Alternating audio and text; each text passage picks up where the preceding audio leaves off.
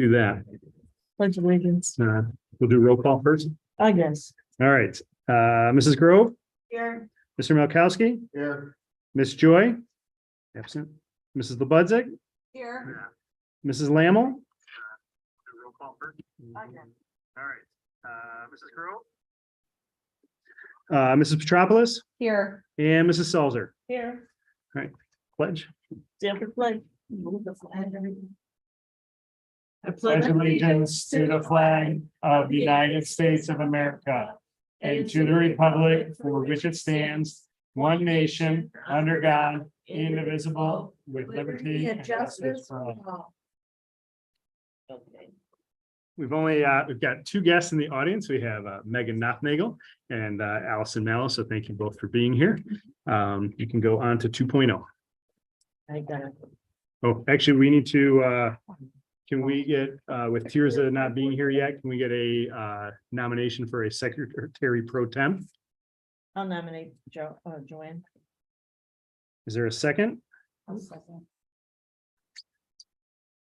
Mrs. Grove, Aye. Mr. Malkowski, Aye.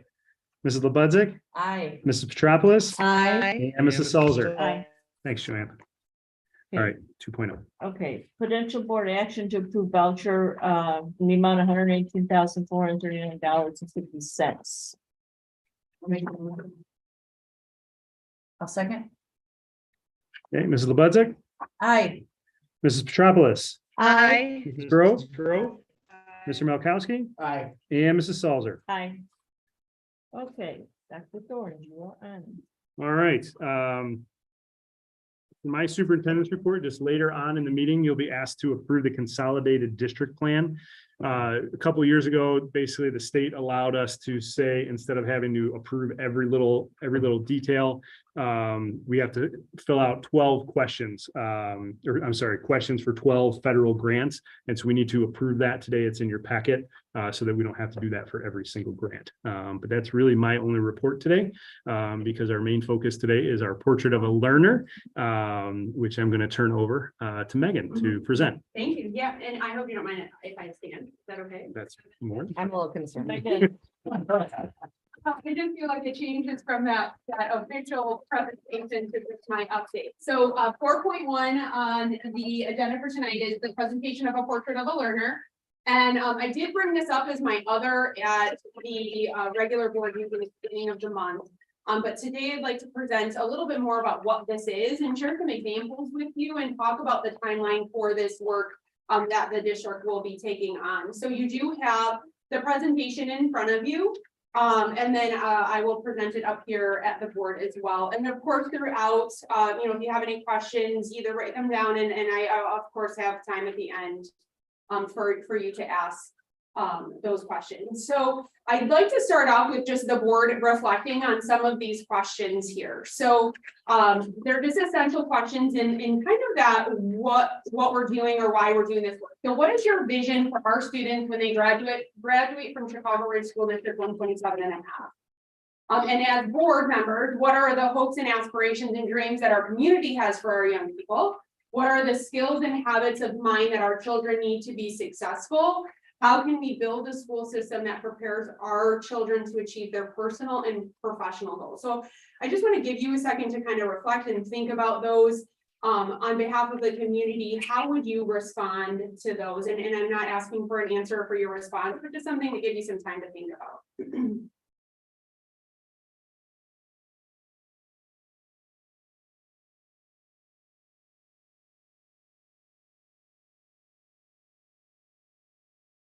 I'd also like to take a second to remind the board, the community, about our vision and mission it as a district. It's posted on our website, it's on her walls throughout our district. You'll see kind of our slogan or our motto at the top, which says leaders in learning. And then it, just to remind everybody, it says, it is the vision of Chicago Ridge School District 127.5 to be leaders in learning and lay the foundation to prepare students for higher education. Okay, so keep that in mind. And it is the mission of Chicago Ridge School District 127.5 to provide a holistic education for students by facilitating innovative and challenging learning experiences. So there's some key words in there. And when we build a vision and a mission, and this was several years ago through our strategic plan, or even before that, maybe some of us, I wasn't a part of that at that time, but there are some key words within this mission specifically that we want to make sure that our school system is creating that student learner to do that, to be innovative, to have challenging experiences. And so that we can take the mission of the district and actually make it actionable, to actually have it be something that's just not sitting on a wall or sitting on a website, but something that is actually being practiced and developed within the students and the children of Chicago Ridge. So keeping those essential questions that I had shared with you and the vision and the mission of Chicago Ridge, I'd like you to take a look at student A and student B. Don't let the pictures of this slide persuade you in any way. But I'd like you, based on those questions, those essential questions, based on that vision and mission that was developed, which student would you want Chicago Ridge to develop? Which learner would you like us to be working towards? Student A, which is working on subjects of math, science, English, social studies, or student B, content mastery, critical thinking, communication, collaboration, and creativity. And if anybody feels comfortable to share that, you're welcome to. B for sure. B. B, but in this, but Yeah, especially in those subjects. With the content learning Yeah. up, right? So that's this is purposely Trick developed question. this way. It's a little bit of a trick question because the only way that we're going to be able to get to content mastery is by teaching content. The only way we're going to develop critical thinking is if we give them problems and open-ended questions and things within that content to get them to do that work. So this is when we're done though, we don't want them to just be able to tell us that 10 times 10 is 100. We want them to be able to understand and know and communicate and think and get to that fact that they can have a collaborative conversation with others about 10 times 10 and not just that rote memorization of that content. So student B, and here's maybe something that might be helpful. So if you're familiar with Fortune 500 careers, that's basically the top jobs, the top jobs in the world require, now they're saying, a certain amount of skills. And there's a list of them. You can look them up online, but the present day Fortune 500 skills that I've listed on the right are things that are the jobs today. That is what the jobs today require our learners to be able to do to get that job. So in the end, we are a school system. We have pre-K, we have 8th grade, but our real job is to build that foundational learner so that they can access all of that content, get all of that content, and go through high school and be successful, and then eventually have a Fortune 500 or a job post-secondary education or postgraduate education, college education. In order to do that, we want to make sure that we are focusing on these skills when we're working with our students, when we're developing our learners. Okay. Any questions on that subject? So Chicago Ridge School District 127.5 is preparing to develop a new focus on supporting all students to achieve their personal and professional goals through the development of a portrait of a learner. This is why we're doing that work. Why we're going to be doing that work is because we want to make sure that we can answer those questions in the classroom. We can develop those skills in the classrooms from pre-K to 8th grade.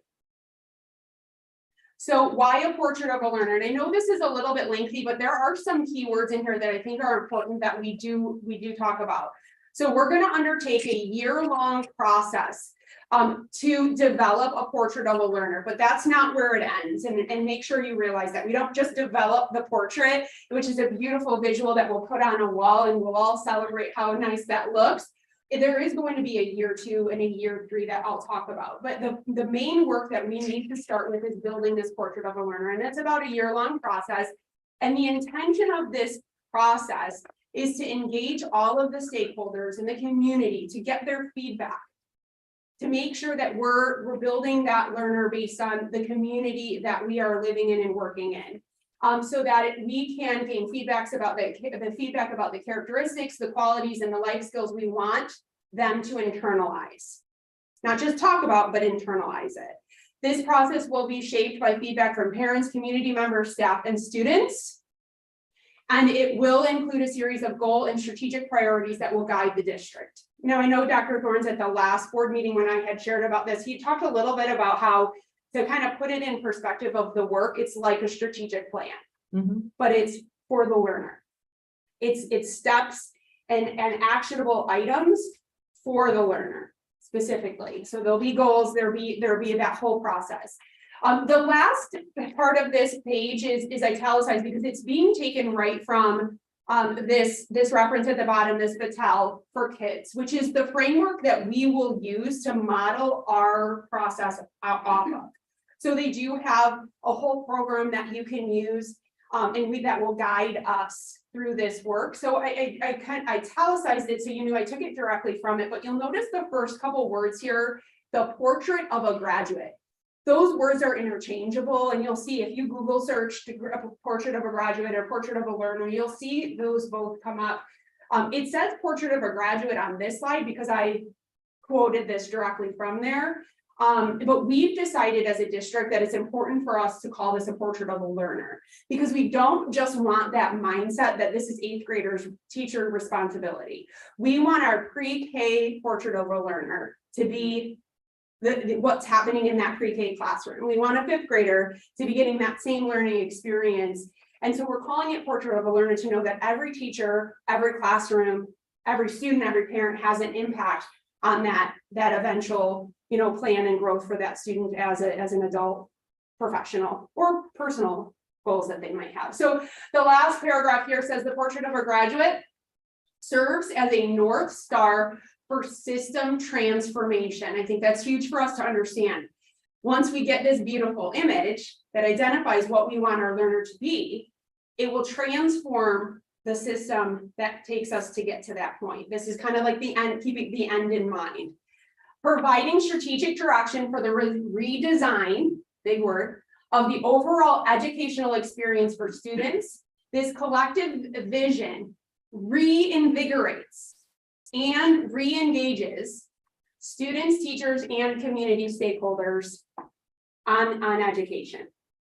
It's good timing, possibly, after we kind of had to put some things on hold, whether it was education or survive life and balance and all of that. So it's a good opportunity for us to reinvigorate the people involved and re-engage. And I love how this last sentence starts with students. It doesn't just say teachers. It's involving the community, it's involving the students in that. So here are some examples of a portrait of a learner. Of course, you can Google search this very, very easily. You'll notice that first one there in Barron, they use portrait of a Barron graduate. It usually ties in two things. There's usually this beautiful visual, which you'll see on the left or the right here, with characteristics that describe that learner. And then some districts have included almost like a summary of that word. So perseverance, what does it mean? And they'll include a little blurb in there as well. These are called these components that really will develop into that learner and who they are. And that's how we'll refer to them, not as characteristics, but something different as we go through that process to really kind of pull it out of it. It's just not a characteristic. It's like a big thing. It's like an end all thing. And then North Palos School District 128, which is just south of us, they have so nicely shared their process with us. And they went through this last year. They're in year 2 of implementation. But this is what they developed. And I thought this one was a nice, interesting share to the board, because not only does it have this beautiful visual Palos Heights, but they also include those definitions for those components and a primary student-friendly understanding of that and an intermediate.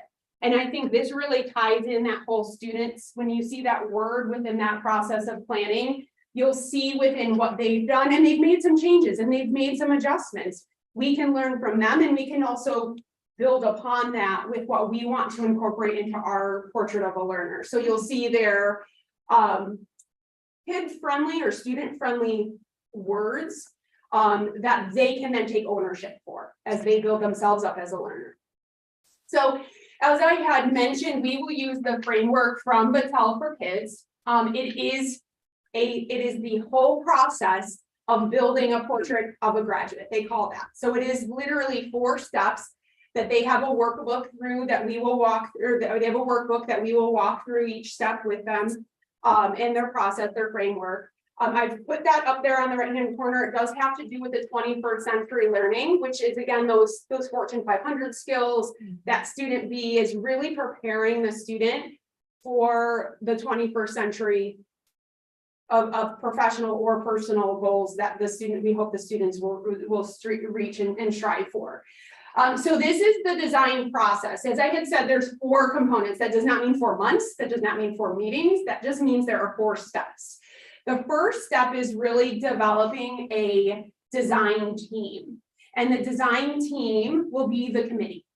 It's a nice fancy way of saying the design team. It's the design team. So step 1 is gathering those people that are interested in this work that would be a part of this, stakeholders, students, staff, and we'll go through a list. We will also have informational meetings like this meeting today, sharing out this information with community so that they have a good understanding of the work ahead. And also hopefully then they get that believe in and want to be a part of what we're trying to accomplish. Then we would activate. So activate the team to make sure that they have an understanding of those components. What is perseverance? What are we looking for? What is making sure they have the education? So there's homework that's involved in it. There's article readings. There's understanding what are these components about? What does it mean? How do you do this work? And kind of really educating that design team to do the work that's ahead of them.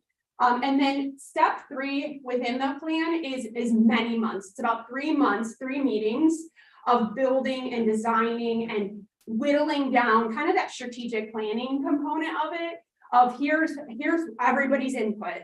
Now let's go down to 8.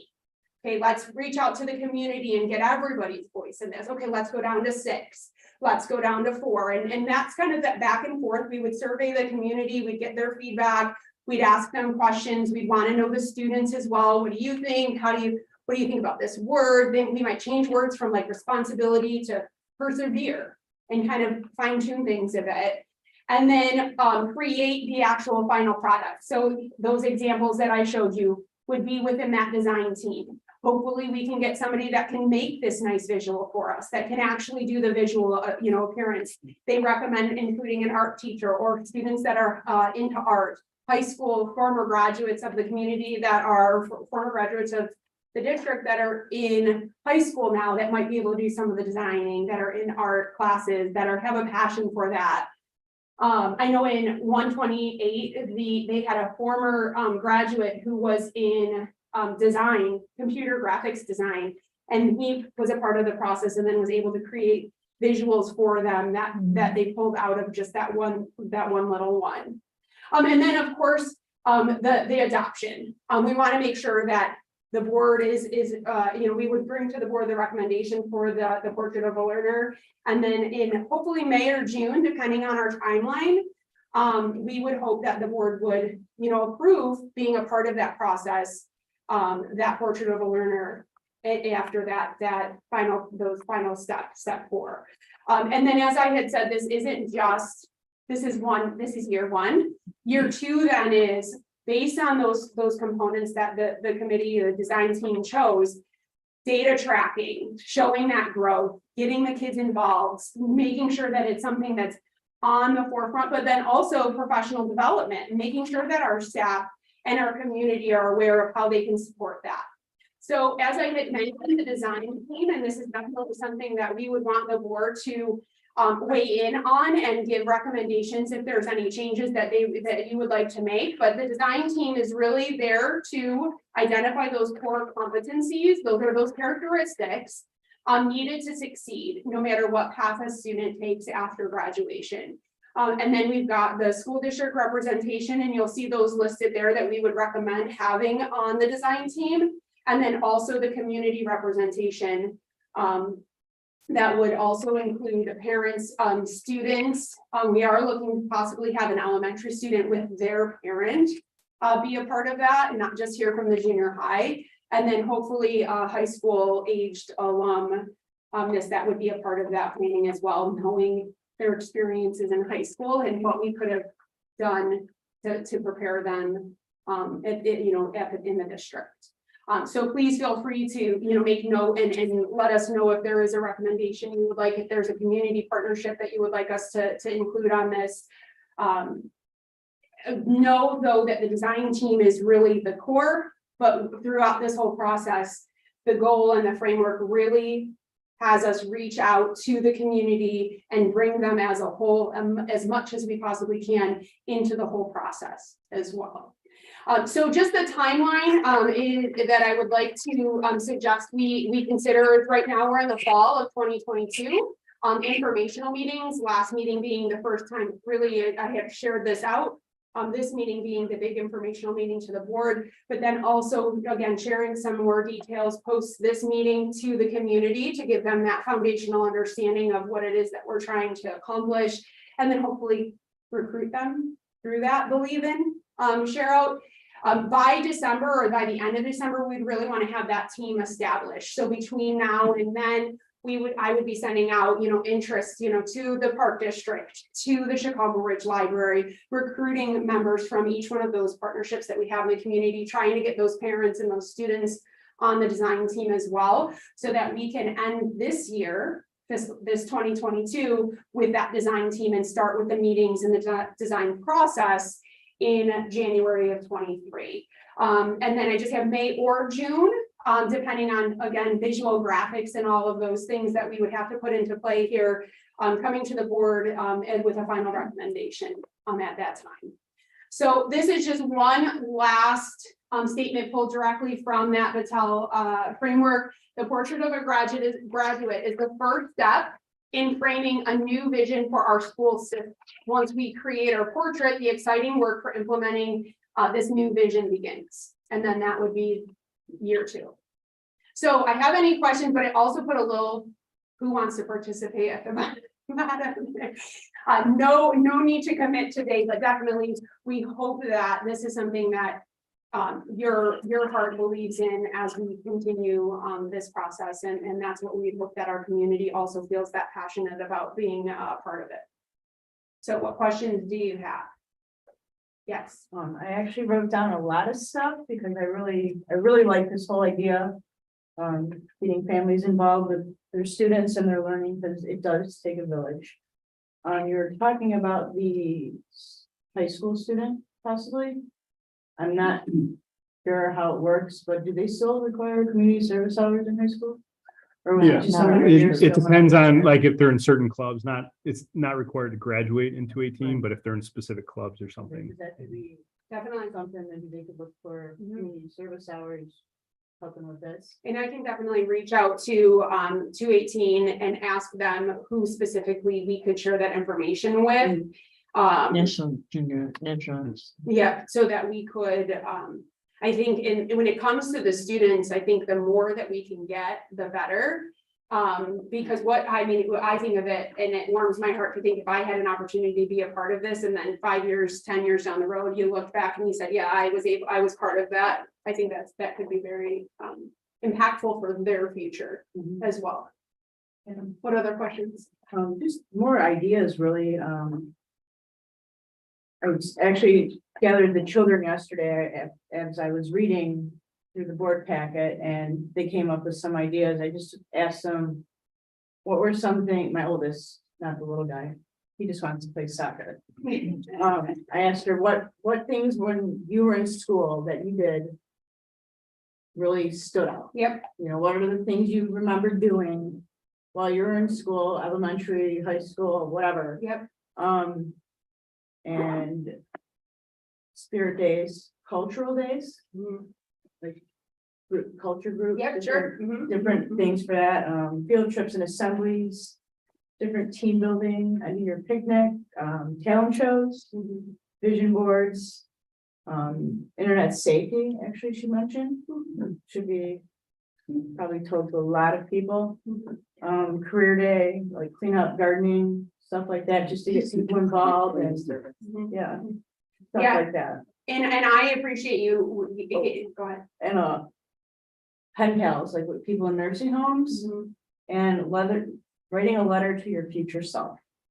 And That is good. I would say if we surveyed even just the people in this room, that same question, we would name, and we've talked about this before in like our admin meetings when trying to work on, instructional practices and strategies that we want to implement in the classroom. Those are the things that kids remember.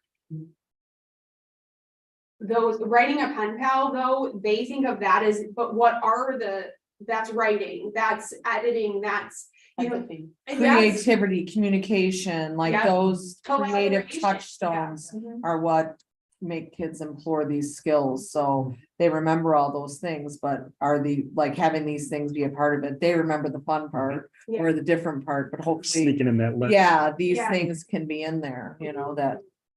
Absolutely, yeah, thank you for that, because I don't think that it won't, though those things will show up, and I see that you have opened those Fortune 500, those are the things that are present in your list shared. Not, oh, it was this one math class where I learned long division. Those are not as, that's something that they have to, that's the chore. Yeah. We want to Feels get like work. past that, yeah. What other questions? Has this discussion been given to the staff? No, this is the first step. Okay.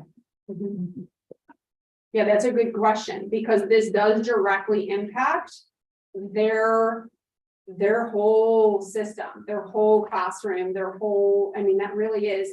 And the hope of this is when we get to the point where we've got these competencies for our district, that can guide that support for the staff, that curriculum. What are we going to purchase? Oh, we need to make sure that it lends to being a good communicator. It lends to being a good collaborator. And we have something that can tie all of those things together. When I was talking to someone about this work outside of the district, they had said they even like when interviewing staff, they are constantly going back to this. How would you create a lesson that allows collaborative learning? And it gives kind of that common focus, that one North Star, that one driving force with all of these things, instead of kind of being on these different tracks. Well, sometimes change is hard. But we're happy to have you here guiding this and making it all so much better, even though I'm sure there'll be some kickback. Sure. But I'm so grateful to hear all of this. I don't want Thank to you. speak on behalf of the other board members, but But, just, I guess, it only behooves to say, I have had experiences with a lot of amazing teachers here who already do a ton of this. Yes. So the fact It that should you fall into are place. anchoring the curriculum to be a North Star that they're all getting to curriculum wise, that every kid is doing the same goals. But I do think that we have so many staff members Yep. who already are doing classroom communities and banks and everything. Yep. So I think, this is great, but kudos to the teachers who are already Mhm. implementing these skills on a daily basis. Yep. And that's the thing, is we want it to be these type of skills, let's say, embedded in what they're doing. And it is happening. Communication is happening, collaboration is happening. We have the different areas within each one of our resources that are a lot, or subject areas, if you will. We were kind of saying that too, that present the learning in this way, complex problem solving. And a lot of the work that we have been doing is continuing to lead, continuing to keep up with, or continuing to deepen that path towards it. And obviously we have proof that a lot of those things were already being done with what Mrs. Grove had shared already. This organizes it. And I think in a much better way. Now, I do have one question. What is the check system that'll be in place to make sure that all this happens. Yes, and I agree with you. There's a lot of teachers and going back years when I was still teaching. I Stuff feel like even this was the already Danielson going on. model, a lot of this But- evaluation Right. Yeah. is already embedded Yeah, so that's- collaboration. That's all year two. And there would be a separate plan for that. So for example, if one of the competencies was, let's say respectful. We could create it would have to really be honed in on that specific competency. But if that was respectful, we could look back at office referrals and see, okay, when we started this work, let's get a baseline. And Mhm. let's put in a document that we have that baseline of, 2023 fall, this is where our office referrals were. And as we continue to implement this North Star over the years, we would just keep tracking those office referrals and hopefully we Mhm. would see a decrease because we have directed all things to be a respectful learner, respectful citizen. And that was a very loose example, but perseverance. Are we focusing on, okay, how are we going to assess the growth of our learner within that competency, perseverance from the beginning to the end? Goal setting, and things that we could then implement and then track, or take what we're currently doing and track a baseline and then go from there. And that's really the year two. That's really Okay. that next step. And it really does have to do with the development of the data system on that competency, whatever it may be. So in the end, it's gonna be more data driven. Yes. Can I ask another question? Sorry if I'm cutting you off. That's fine. We've mentioned teachers quite a bit. So this all seems to be student driven. So I'm assuming that some of the accountability is gonna go on the kids, Yeah. I do feel like there's a level of I don't like to use the word learned helplessness, but I do feel like kids have been not in the normalcy of regular school. And so I hope that, there's this idea of empowering students Yeah. to learn and to want to learn and to challenge themselves. And so I'm curious how that's gonna fold out into the students to help them want to be these empowered learners. Yeah, so if I can give a few examples, Dr. Thorns has the student advisory that he meets several times. That is a group that could definitely be included in kind of speaking on behalf of, but we can bring them in on the conversations of, here's this competency, let's put it up anchor chart, like what does that mean to you as a kindergartner, as a fifth grader, as an eighth grader, let's define it, let's walk, and that's how 128 got their primary and intermediate definitions, because they really got that information from the kids. Or even, using that group to figure out how they can get it back into the classrooms. Like, what does this look like? What does perseverance? Okay, here's the definition of perseverance to those age leveled students, but then what does that look like in the classroom? And what are some examples of things that we can incorporate? I've also seen some districts will do like a competency of the month, where they would focus, and then information would go out to the parents on that competency, a video on how to do that collaboration. Okay, so, sit down, ask your children, like, how was your day? Follow up with a question. Don't just settle for fine, go with, but then also that same information, that same competency of the month would be shared with the staff. And here are some lessons that you can, or ways that you can incorporate that within what you're already doing, if they haven't been incorporating that yet. I think a great way also is to kind of like caught doing good. I know that we've talked about that before, but when a kid perseveres, it's not always that they got an A on a test. It's like maybe they didn't give up in gym when they had a bad day or whatever. So little tiny awards. I mean, kids remember those, even if it's a sticker or a sucker or whatever. So yeah, I don't with sticker. Yeah, no, absolutely. And sometimes it doesn't always have to be the external, like the ticket or the piece of candy, but the internal. I saw you persevering through that test. Great job. You didn't give up. And that definition, and just using that, again, that focus of, we're all referring back to that. We're all going back to that common language. One of the very few great things of COVID was the communication that was coming from the school Yep. with like activities and things to talk about to the families, of which for the most part has stopped. Mhm. So I think it would be great for you to send home stuff. Mhm. I would love to have stuff so that my language at home is the same language that you have at school, and so that we are connecting Yep. the circle. Also, I'm just trying to go off, I have two additional things. Please. We are a PBIS school district. We started a process towards that during 1920. And we Okay. have not circled back Sure. yet. When it's time to circle back, this language tying into the PBIS language would be really beneficial. That way it's one language and it's not, you know, different words for different programs. Yep.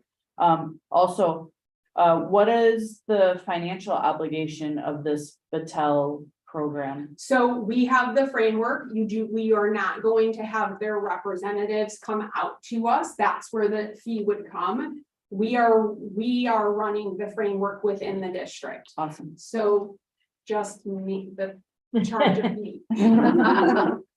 The Your fee- salary. The fee, Yes. the fee of me. And also time. I mean, the amount of time that we would be asking from the staff to be a part of that, the families, the community, the board, anybody that would be a part of that, obviously this time, it's months, it's January, it's February, there's 2-hour meetings that we would be doing. I mean, it's honestly a strategic plan, like I had mentioned, the amount of time and dedication that we put into that, but spanned over, 7 months of work here. Mhm. Yes, please. So, Megan, thank you very much. I think that was very overall, like, great comprehensive view. And thank you for everyone's suggestions and input. Having spent the last 2 days looking at IAR data from the state and trying to figure out where they get their formulas for, and I swear sometimes they just pull it out of a hat to determine what they're going to do with it. This is so important to me in understanding, are we doing right by our community and by our kids? Because this gives us the opportunity to determine exactly what it is we want to look at throughout, from when they get here in pre-K all the way when they get through 8th grade, not a 5-day test from 3rd through 8th grade that looks at science. Well, that's the separate test, but science, reading, and math. Very important stuff, but it's not the only thing that we need to worry about them before they leave us here. So I am really, really excited for this process, which was born right out of our strategic plan. Like I have my little strategic plan brochure sitting right under my keyboard every day to make sure that that's what we're looking towards. And this is exactly what the curriculum department will continue to look towards. So thank you. And you know what, for me, it's definitely not only about education, but this will spill over to education. It's about developing the person, I don't want to say personality, the person within Mhm. the student. Internalizing it. Right, Mhm. exactly. And that can make a big difference going forward. Mhm. And I like the fact that we're gonna have a check and balance, to make sure it continues and. Yeah, if it starts from the beginning, then it's consistent all the way through 8th grade. Mhm. And so what I will do is there is a process and a framework and a plan that is developed. And so throughout the next several months, I will keep the board updated with where we're at with that and what we're doing. You will know along the way. And so will the community as we go through that. And so, obviously it's something that will take time. But it's also not something that we can just say, let's put perseverance on there. Like, we have to learn about what that Mhm. is and how that looks in the system so that we can actually follow through with supporting it. And that follows you to like Yes, that kind of stuff. yep. Mhm, mhm. And I do have another. Go for it. So my other is just I wanted to update the board on our after-school academics. So in the past, we have posted after-school activities, which are on Wednesdays, and then, or depending on if you're elementary or junior high, it was held 1 day a week. And then we held tutoring the other day or days of the week, depending on if you were elementary or junior high. I'd like to share with the board that we've changed that wording from after school or tutoring to after school academics. And we are able to, with resources that we purchased last year, provide the teachers with resources that they will be using during that time. So kindergarten through 5th grade students that are in after school academics will be working from math and writing resources. And that will be either addition and subtraction, multiplication and division, and then writing with conventions and craft, which is like punctuation, grammar, things like that. And the reason for those purchases is to make sure that we're able to support the staff with what they're using during that time and bringing them in and training them on that resource. And it's going to be focusing on those foundational skills. So addition and subtraction. And what we were seeing with tutoring was kids were being pulled from all different classrooms and they were all kind of all over the place. And, and we really had a hard time kind of honing in on one thing that we can work on. So we really want to focus on foundational skills with this. And we are considering opening up the after school academics to all students. That decision hasn't been finalized yet, but I did want to bring you in the loop that that is a conversation that we're having to hopefully, if you do research, not sure anybody is, on like high impact tutoring, there is a positive to opening it all up to all. Recommendation sometimes has a stigma to it. Why have you go to tutoring? Why do you need to go to tutoring? So opening it up to all kind of removes that it's a negative thing and allows then student learning to take place. And also the data shows that if we focus on not just some students, but providing it for all students, will actually gain a greater bang for our buck, if you will. Like we'd make a greater impact taking all of the students and looking at them and considering them for the after school academics rather than just a subgroup of students. So it's something that is in the talks. You were working with the buildings to make sure that we have the staff to cover, which again, the staff have been so, I mean, we've got such great numbers of staff participation. They stay after school on these days until 4:30. They plan, they go through that process. But it is something that we will keep the board updated as we go through, and more information will be coming out to the parents on that. Can I ask 2 questions? Sure can. Is that okay? Probably my same. 2, but that might be your limit for the day. All right, I'm working. The rest I'll submit it right now. Question 1, you said kindergarten through, was it kindergarten last year? Yes. Okay, but then it was only by if teachers said they needed the help. Teacher Okay, recommendation. and then 2, just from a parent standpoint, traffic's crazy, the pickup system, without you out there, I'm concerned. So Yeah, I think it would behoove to think about that if you're going to open it up to a vast more. So we wouldn't be able to open it up to more students in the quantity. So we would still only have a kindergarten group of 10 to 12 kids, not 50 kids.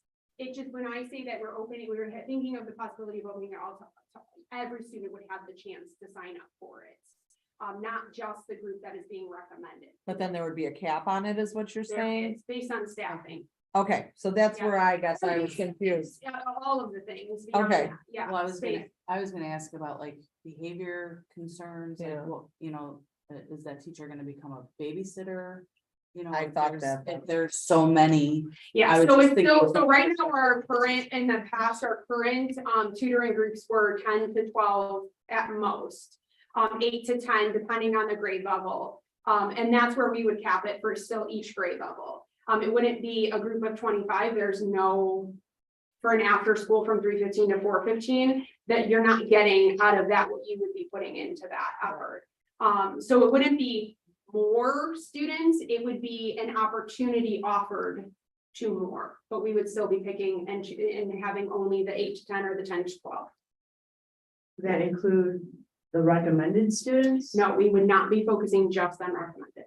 So anybody could do it. You're not sending out letters to recommend, okay? But Is there a then I fuss? thought that this was an RTI type of thing to help students in need. So if we're not paramountly focusing on the kids who have the deficits in the areas, then doesn't it just kind of squash what we're doing it for? Yeah, that's why we're thinking about changing it from after school tutoring to after school academics. And here's why. 2 days a week for 45 minutes without an intervention is not going to help that student grow as if we were doing like an intervention 4 days a week, 3 days a week with a structured intervention, like an RTI process.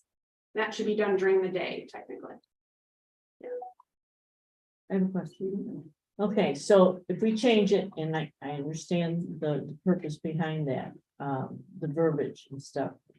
When the kids that really need it, will a parent be contacted? This might be a good idea for your kid. If we did that way, then we wouldn't be able to open it up. We have too many students that are falling below grade level to even meet all of those kids' needs Okay, based on our NWA data. so do we need more teachers to volunteer? Uh, And have another extra groups if needed? A big part of it really is, as Megan was saying before, it goes to our structure when we talk about, we've been trying to restructure our MTSS and getting those interventions, like daily interventions in the school day. Oh, okay. That, when we look at that research, that is what has the greater impact than keeping a kid After 45 school. minutes after school. Oftentimes, those are students who don't want to be there anyways. So it doesn't have a greater impact on So, that. but it would give them extra if they did decide to stay at that time also, It besides wouldn't the be- interventions. it wouldn't be an intervention time.